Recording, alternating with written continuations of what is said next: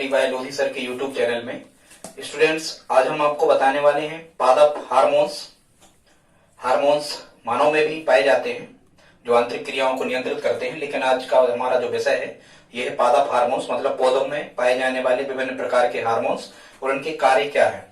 Students, आप किसी भी या तो नेशनल लेवल का या किसी भी स्टेट लेवल का एग्जाम यदि आप देने जाते हो और यदि उसमें साइंस या पर्यावरण से रिलेटेड कोई सब्जेक्ट पूछा जाना है तो यहां से जब कभी एक प्रश्न आ ही जाता है, यदि आप इस वीडियो में हमारे साथ अंत तक बने रहते हैं तो हम आपको विश्वास दिलाते हैं यहां से हार्मोन्स से आने वाले सभी प्रश्नों को आप आसानी से हल कर पा रहे होंगे।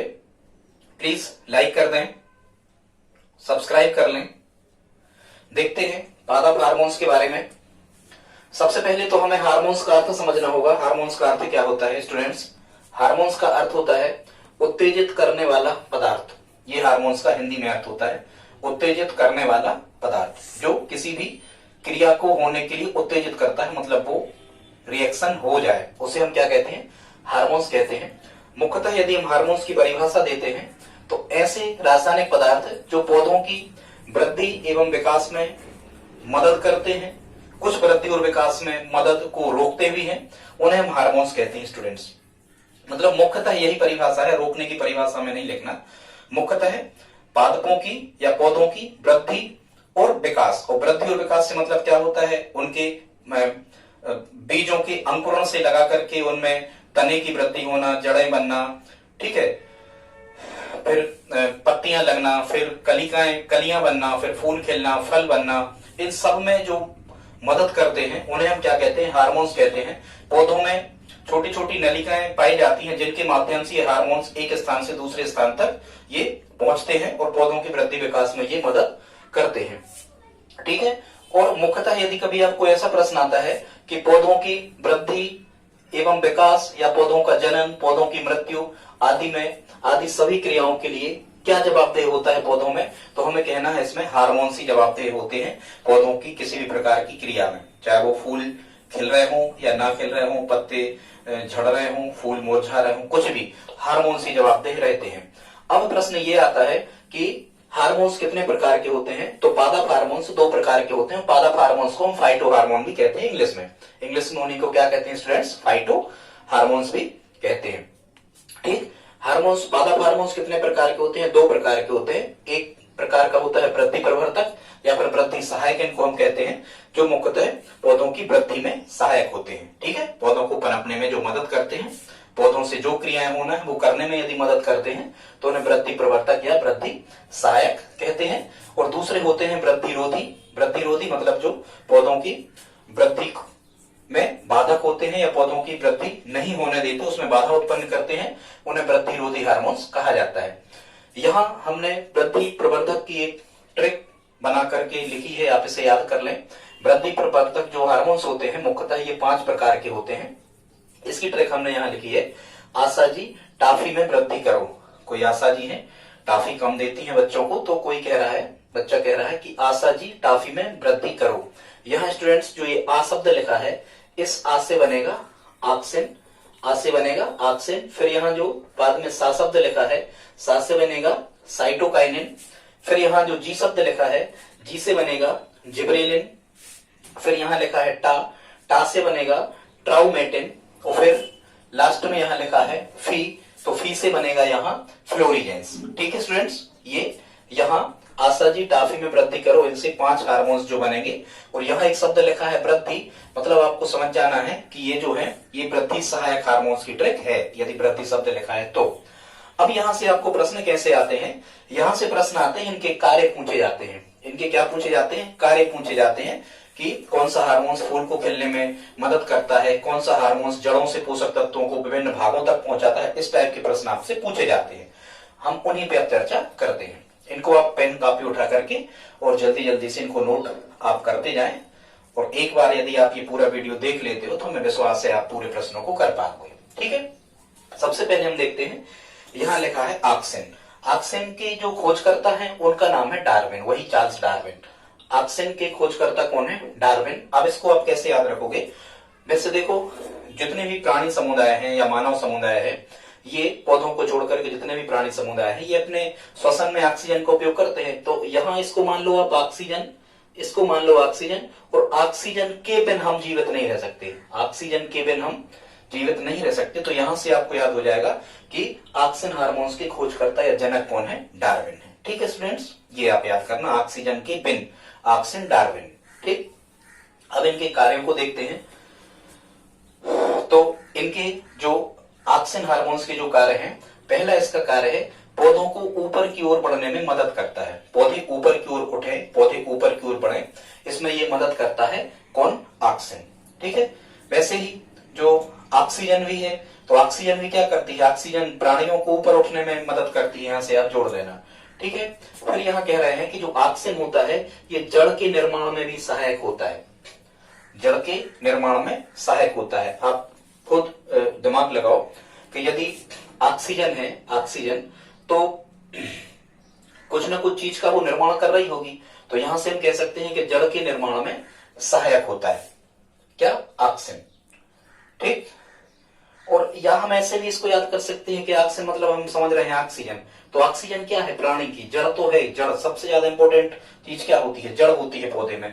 उसी प्रकार से ऑक्सीजन मानव प्राणी के लिए सबसे ज्यादा महत्वपूर्ण है, तो ये जड़, ऐसे आप याद रख सकते हो। फिर ये ऑक्सीजन है, ये सबसे ज्यादा महत्वपूर्ण है। यदि आपको कभी आ जाए कि ऑक्सीजन, साइटोकाइनिन, जिबरेलिन, इस टाइप से यदि आपको आ जाए तो आपको क्या कहना है? सबसे इंपॉर्टेंट इसमें ऑक्सीजन होता है स्टूडेंट्स। ठीक है, फिर ये सबसे ज्यादा महत्वपूर्ण है। फिर ये कायिक जनन में सहायक होता है ऑक्सीजन, कायिक जनन में सहायक होता है ऑक्सीजन। कायिक जनन स्टूडेंट्स क्या कहलाता है? जैसे कभी आपने यदि गुलाब की कलम को लगाया होगा, तो गुलाब जो होता है, गुलाब का जो पौधा होता है, ये जड़ से लगाना जरूरी नहीं होता।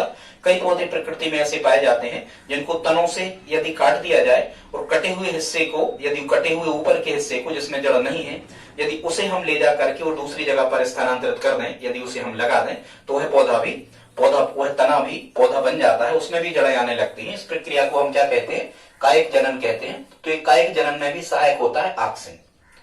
ठीक है, ऐसे याद रखना कि आपने यदि कोई पौधा किसी स्थान से काट के, यदि तने को काट के दूसरी जगह लगाया है, तो ऑक्सीजन उसको पौधे को मिलना चाहिए। ऐसे आप जोड़ लेना इसको कि कायिक जनन में ये मदद करता है। फिर ऑक्सीजन जो है ये फलों को गिरने से बचाता है, फल नहीं गिरने देता। ये पौधों में यदि फल लग गए हैं तो ये अपने आप से गिरने नहीं देता। ठीक है, जैसे ऑक्सीजन व्यक्ति को मरने नहीं देती, ऐसे ये फलों को गिरने नहीं देता। ऐसे आप याद इसको कर लेना। ठीक है, पौधों को ऊपर की ओर बढ़ाने में मदद करता है, इस पे तो चर्चा अपनी हो गई थी, डबल से लग गया, कोई बात नहीं। ये खरपतवार को नष्ट करता है ऑक्सीजन, खरपतवार को नष्ट करता है। खरपतवार क्या कहलाती है कि फसलों में पौधों के जो पौधे जो होते हैं फसलों के, उन पौधों के साथ कुछ ऐसे छोटे छोटे पौधे उगाते हैं जो हानिकारक होते हैं, फसल को आगे नहीं बढ़ने देते, फसलों के पोषक तत्व वो खरपतवार वाले पौधे ले जाते हैं। तो फसल के साथ उगने वाले अनावश्यक पौधों को, जिनकी आवश्यकता नहीं होती, उनको हम क्या कहते हैं? खरपतवार कहते हैं। तो ऑक्सीजन जो है ये खरपतवार को भी क्या करता है? नष्ट करता है। ठीक है, कैसे आप याद रखोगे? यहाँ लिखा है पतवार, पतवार मतलब होता है नाव। यदि आप नाव में बैठे हो तो बहुत जल्दी जल्दी आपको सांस लेना पड़ती है, यदि क्योंकि आप थक जाते हो पतवार चलाते समय। यदि आप चला रहे हो तो पतवार चलाते समय जल्दी जल्दी सांस लेना पड़ती है। सांस में क्या लोगे आप? ऑक्सीजन। यहाँ से याद रखना, खरपतवार ऑक्सीजन मदद करता है खरपतवार को नष्ट करने में। फिर पौधे की गतियों पर नियंत्रण करता है ऑक्सीजन। पौधों की गतियों का मतलब स्टूडेंट्स ये होता है कि पौधे या तो सूर्य की तरफ जा रहे होते हैं, प्रकाश की तरफ जा रहे होते हैं, या जड़ों की तरफ मतलब मिट्टी, मृदा की तरफ जा रहे होते हैं। तो ये कहलाती है पौधों की गतियां कहलाती हैं कि पौधे की वृद्धि किस दिशा में हो रही है, ये पौधों की गतियां कहलाती हैं। तो ये गतियों पर भी नियंत्रण करता है। ठीक है, वैसे भी देखो ऑक्सीजन मतलब क्या है? हवा। यदि हवा में आप साइकिल वगैरह चला रहे हो तो बताओ, आप साइकिल की गति पर प्रभाव डालती है हवा के? नहीं डालती, बिल्कुल डालती है ऑक्सीजन। यदि तेज हवा बह रही है तो आप साइकिल ज्यादा तेज नहीं चला पाओगे, यदि विपरीत दिशा में आप जा रहे हो। तो यहां से आप जोड़ना कि ऑक्सीजन जो है ये पौधों की गतियों पर नियंत्रण करता है। मुख्यतः पौधों में कितनी गतियां होती हैं, हालांकि इनमें भी धनात्मक ऋणात्मक होते हैं, पर हमें उतना नहीं पढ़ना है कंपटीशन के हिसाब से। पौधे की गतियों पर नियंत्रण करता है। गतियां होती हैं स्टूडेंट्स दो प्रकार की। एक गति होती है पौधों की प्रकाश अनुवर्तन। यहाँ चूंकि प्रकाश शब्द लिखा है इसलिए आप ये समझना कि प्रकाश अनुवर्तन का मतलब होता है कि जब पौधे, जहां से प्रकाश आ रहा होता है, कहीं यदि खिड़की खुली हो जाए, अंदर यदि पौधा लगा होता है, तो यदि वो पौधा प्रकाश की तरफ बढ़ता है, मतलब सूर्य की तरफ जहां से प्रकाश आ रहा होता है। सीधी सी बात ये कि जब पौधा में इस प्रकार की वृद्धि होती है कि वो प्रकाश की तरफ अपनी वृद्धि कर रहा होता है, प्रकाश की तरफ उसकी वृद्धि होती है, उसका तना, फल, फूल, पत्तियां सब प्रकाश की तरफ झुकते हैं, उसी की ओर आगे बढ़ते हैं, तो ये घटना प्रकाश अनुवर्तन कहलाती है। ठीक है स्टूडेंट्स, जैसे आपने देखा होगा सूर्यमुखी का पौधा, सूर्यमुखी का पौधा, उसके फल या पौधे को देखो, जब वो उसके फूल लगते हैं सूर्यमुखी के, तो जिस तरफ सूर्य होता है उसी तरफ वो बढ़ता चला जाता है, उसी तरफ उसका मुंह हो जाता है, उसी तरफ फैलता है ज्यादा। तो ये प्रकाश अनुवर्तन के कारण ऐसा होता है। इसके बाद में पौधों की दूसरी गति होती है गुरुत्वानुवर्तन। ये गुरुत्वाकर्षण बल कहाँ होता है? जड़ों की तरफ, पृथ्वी में होता है गुरुत्वाकर्षण बल। तो जब पौधा पृथ्वी की तरफ बढ़ता है, मतलब नीचे की ओर झुकता है, नीचे की ओर लटकता है, जब कोई पौधा या जड़ों की तरफ या पृथ्वी की तरफ गति करता है, उस तरफ बढ़ता है, तो इस घटना को हम क्या कहते हैं? गुरुत्वानुवर्तन। तो इन दोनों घटनाओं के लिए क्या जवाबदेह होता है? Auxin hormones. ठीक है स्टूडेंट्स, फिर यदि पौधों में ऑक्सीजन ज्यादा होता है, यदि पौधों में ऑक्सीजन ज्यादा होता है तो पौधा ज्यादा ऊंचा हो जाता है, क्योंकि गतियों पर नियंत्रण यही करता है। ठीक है, इसकी कमी से ऑक्सीजन की कमी से पौधे मर जाते हैं। अब प्रश्न आएगा कि किसकी कमी से पौधे मर जाते हैं? तो याद रखना ऑक्सीजन की कमी से। अपन भी तो मर जाते हैं ऑक्सीजन की कमी से, वही तो जोड़ के अपन को पढ़ना है इसे। ऑक्सीजन की कमी से पौधे मर जाते हैं। एक उपकरण आता है जिसका नाम होता है ऑक्सीनोमीटर, ये पौधों में वृद्धि को मापता है। तो ऑक्सीनोमीटर ये ऑक्सीजन की उपस्थिति को ही माप के पौधों की वृद्धि को बताता है। कभी प्रश्न आ जाए कि ऑक्सीनोमीटर, तो ये पौधों की वृद्धि को मापने का एक उपकरण है। ठीक है स्टूडेंट्स, हमें लगता है शायद आप ये ऑक्सीजन के कार्य समझ पाए होंगे। इसके बाद हम आते हैं साइटोकाइनिन। यहाँ साइटो का अर्थ ही होता है कोशिका। साइटो का अर्थ क्या होता है स्टूडेंट्स? कोशिका। संसार का प्रत्येक जो जीवित प्राणी है ये कोशिका से ही बना है। तो ये साइटोकाइनिन, पहले तो ये समझो कि साइटोकाइनिन के जनक कौन है? तो साइटोकाइनिन के जनक या साइटोकाइनिन की खोज करी गई थी मिलर के द्वारा। ठीक है, हम तो कैसे ऐसे आप याद कर लो, यहाँ लिखा है साई, साई माने साइकिल, साइकिल में भी चक्का होता है, और मिलर, मिलर में भी चक्का होता है। ठीक है, मिलर क्या कहलाता? वो ट्रक वगैरह पे जो सीमेंट, ग्रांकीट, रेता, गिट्टी, सीमेंट को मिक्स करने वाले जो उपकरण होते हैं वो मिलर होते हैं, उसमें भी चक्के लगे होते हैं मिलर में, साइकिल में भी चक्के। तो यहां से आप जोड़ना साइटोकाइनिन की खोज करता मिलर। ठीक है, साइटो का मतलब होता है कोशिका, और मुख्यतः साइटोकाइनिन का जो कार्य होता है स्टूडेंट्स, साइटोकाइनिन का मुख्य कार्य होता है ये कोशिका विभाजन में मदद करता है। कोशिका विभाजन का मतलब होता है कि एक कोशिका से दो कोशिकाएं, दो से और गुणित होकर कई कोशिकाओं का निर्माण होता है। क्योंकि संसार के जितने भी जीव बनते हैं, जितने भी जीव पैदा होते हैं, ये कोशिकाओं से ही बनते हैं, और कोशिका विभाजन से ही जीव परिपक्व होता है। कई कोशिकाओं से मिलाकर के ऊतक बनता है, कई ऊतकों को मिलाकर के अंग बनता है, और ऐसे अंग तंत्र, फिर शरीर का ऐसे निर्माण होता है। तो आप ध्यान रखो कि ये साइटो मतलब कोशिका, साइटोकाइनिन का मुख्य कार्य है कोशिका विभाजन में या मदद करना, या कोशिका के विकास में मदद करना, और ये प्रोटीन और आरएनए के निर्माण में भी मदद करता है।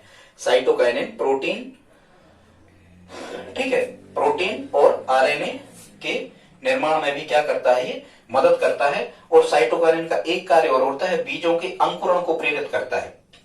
बीजों के अंकुरण को, मतलब बीज उग आए, इसके लिए प्रेरित कौन करता है? साइटोकाइनिन। ठीक है, कैसे आप याद रखोगे? यहां लिखा है क्या? बीज लिखा है, तो बीज भी गोल होते हैं और साइकिल का चक्का भी गोल होता है। ऐसे आप याद रखना, बीजों के अंकुरण को कौन प्रेरित करता है? तो साइटोकाइनिन करता है।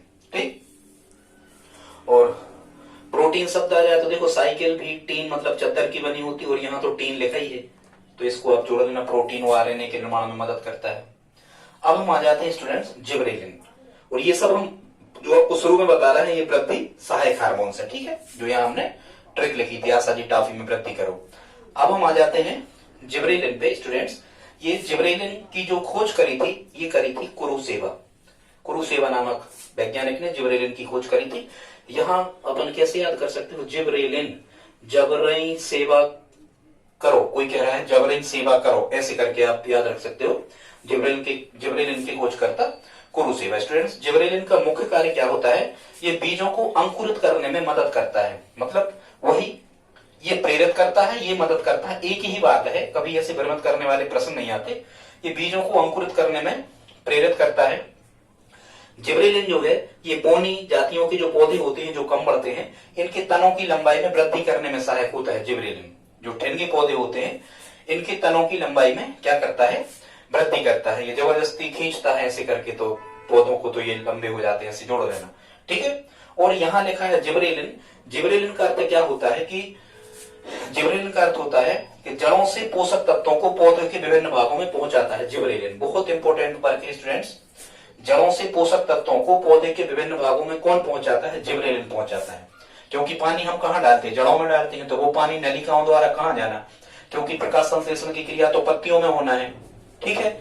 ऑक्सीजन या बाष्पोत्सर्जन वगैरह सांस लेना है रंध्रों से पौधों में, तो पानी वहां कार्बन डाइऑक्साइड प्रकाश संश्लेषण की क्रिया करने के लिए पानी कैसे पहुंच जाएगा? पत्तियों तक कोई ना कोई चीज तो पहुंचा रही होगी, तो कौन पहुंचाता है? जिबरेलिन। जिबरेलिन जड़ों से, हम तो ऐसे ही याद करें हैं, यदि यहाँ जा लिखा है जड़ में भी जा है, तो जड़ों से पौधे, जड़ों से पोषक तत्वों को पौधे के विभिन्न भागों में पहुंचाना, ये जिबरेलिन का कार्य होता है, ठीक है। जिबरेलिन के अभाव में ना तो पौधों में फल लगते हैं और ना ही फूल लगते हैं, ना फल लगते हैं और ना ही फूल लगते हैं। किसके अभाव में? जिबरेलिन के अभाव में, ठीक है। ना फल लगेंगे ना फूल लगेंगे।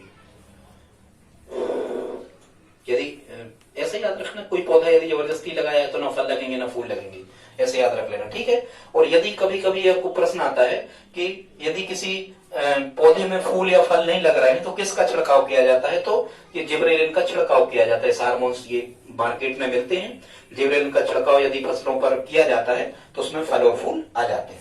इसके बाद स्टूडेंट्स हम देखते हैं चौथी क्रमांक का है, इसका नाम है ट्राउमेटिन। क्या नाम है? ट्राउमेटिन। ट्राउमेटिन जो है, इसका मुख्य कार्य क्या होता है? यहां से आप पकड़ लेना टिन को। टिन मतलब होता है चद्दर। टिन माने क्या होता है? चद्दर। ट्राउमेटिन का कार्य क्या होता है?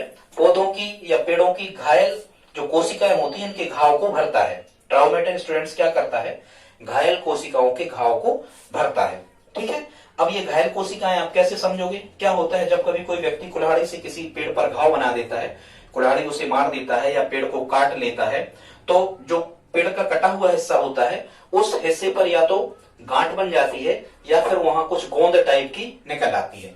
और जो ये गांठ बन जाती है या जो हमें उस स्थान पर कटे हुए हिस्से पर जो रस जैसा निकलता है, जो गोंद बन जाती है, वो गोंद कुछ देर में जम जाती है। और स्टूडेंट्स वही जो गोंद होती है वही ट्राउमेटिन होता है।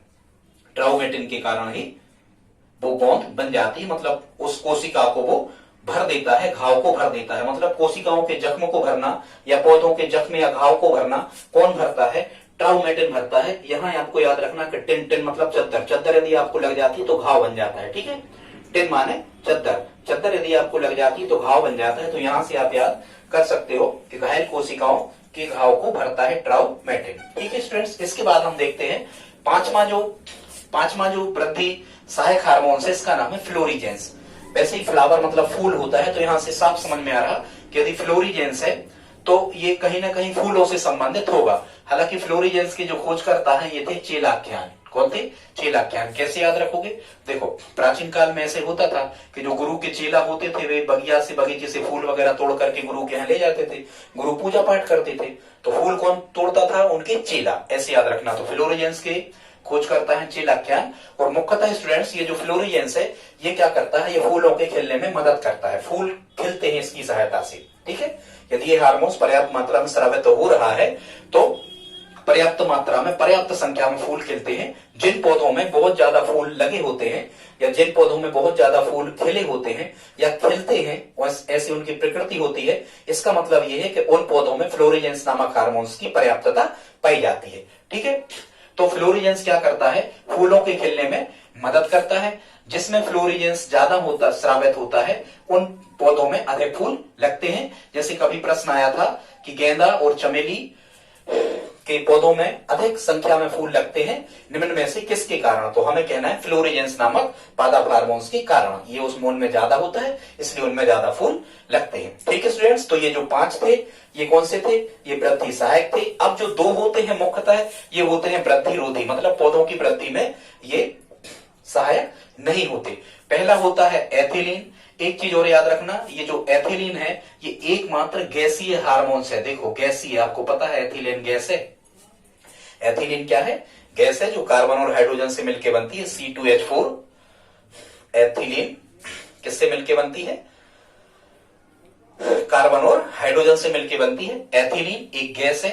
एथिलीन की खोजकर्ता कौन है? बर्ग। एथिलीन के खोजकर्ता कौन है? वर्ग। कैसे आप याद रखोगे? ठीक है, ऐसे ही ले लेना यार, ये कौन से वर्ग की पॉलीथीन ली है तुमने, ठीक है, कौन से वर्ग में एडमिशन लिया है, ऐसे करके जोड़ लेना। एथिलीन के खोजकर्ता वर्ग, सूत्र इसका रासायनिक सूत्र C2H4, एकमात्र गैसीय हार्मोन से एथिलीन। और ये क्या करता है? एथिलीन क्या करता है स्टूडेंट्स? ये प्राकृतिक रूप से फलों को पकाने में मदद करता है, याद रखना।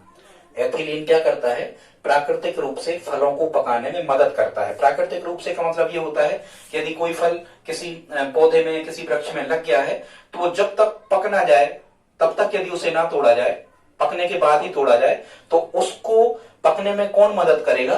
तो एथिलीन। ये गैसीय हार्मोन्स उसको मिलता है पौधे को, तो ये अपने आप नेचुरल रूप से पक जाता है और वही फल स्वादिष्ट होता है जिसको एथिलीन ने नेचुरल रूप से, प्राकृतिक रूप से पकाने में मदद की हो। ठीक है, तो फलों को पकाने में कभी कभी प्रश्न आता है कि फलों को पकाने में किस गैस का उपयोग होता है, तो ये तो एथिलीन का होता है यदि प्राकृतिक रूप से। बाकी यदि हम वहां पकाते हैं तो एसिटिलीन का उपयोग होता है। ठीक, तो खैर, हाँ, यहां लिखा है आम का तोर। कभी कभी कच्चे आम को यदि कोई मुंह से खा लेता है तो आम, अपन कहते हैं आम का तोर लग गया, यहाँ कहीं मुंह में लग जाता है आम का तोर, वो नुकसान करता है, फोड़े फुंसी उस स्थान पर होने लगते हैं। तो ये कौन सा हार्मोन से लग जाता है? ये एथिलीन ही होता है स्टूडेंट्स। ठीक है, अब हम देखते हैं एब्सिसिक एसिड, ये भी वृद्धि रोधक है। एब्सिसिक एसिड वृद्धि रोधक हार्मोन से। तो एब्सिसिक एसिड को कभी कभी ए भी लिखा जाता है। एब्सिसिक एसिड को शॉर्ट फॉर्म में एब्सिसिक एसिड को ए लिखते हैं। एब्सिसिक एसिड के जो जनक थे वो थे कार्नस्वा एडिकोट। कौन थे? कार्नस्वा एडिकोट। आप इसको कैसे याद रखोगे? देखो, यहां से आप पकड़ो, यहां क्या लिखा है? सिड। आप इसको कह दो सीड। सीड माने क्या होता है स्टूडेंट्स? सीड माने होता है बीज। इसको कह दो आप बीज। और कारण माने क्या होता है? फसल, अनाज। इनको जोड़ दो आप। सीड माने बीज, कारण माने अनाज। तो एब्सिसिक एसिड के खोजकर्ता कार्नस्वा एडिकोट। जब भी आप पढ़ें तो कार्नस्वा एडिकोट 3-4 बार कहें, याद हो जाएगा। ठीक है, तो एकमात्र हार्मोन ऐसा होता है जो कैसा होता है? अम्लीय, एसिडिक होता है। एब्सिसिक एसिड एकमात्र हार्मोन है जो कैसा होता है? एसिडिक होता है, मतलब अम्लीय होता है। यहां एसिड शब्द लिखा है, एसिड का मतलब ही होता है तेजाब या अम्ल। ठीक है, इसको आप याद रख सकते हो।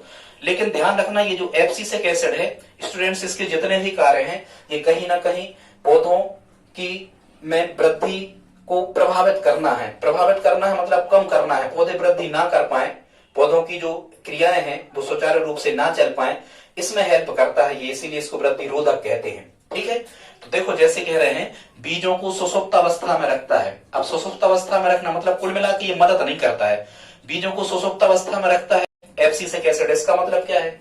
यदि जमीन अम्लीय होगी, ये एसिड ज्यादा होगा, तो पौधा जो होगा वो, बीज जो होगा वो सुषुप्त अवस्था में रहेगा, मतलब उसमें अंकुरण नहीं होगा बीज में। एब्सिसिक एसिड क्या करता है? बीजों को सुषुप्त अवस्था में रखता है, मतलब बीज को अंकुरित होने से मना करता है, अंकुरण नहीं होने देता, मतलब उसका पौधा नहीं बनेगा बीज का, इसके कारण। दूसरा, ये कलियों को सुषुप्त अवस्था में रखता है, कलियों को, क्योंकि कली, पहले कली बनती है, फिर कलियां जब खिल जाती हैं तो फूल बन जाता है। अधखिला फूल मुकुल कहलाता है। हिंदी में कभी प्रश्न आता, अधखिला फूल, उसको मुकुल कहते हैं स्टूडेंट्स। ठीक है, खैर, तो ये कलियों को सुषुप्त अवस्था में रखता है, मतलब कलियों से फूल नहीं बनने देता।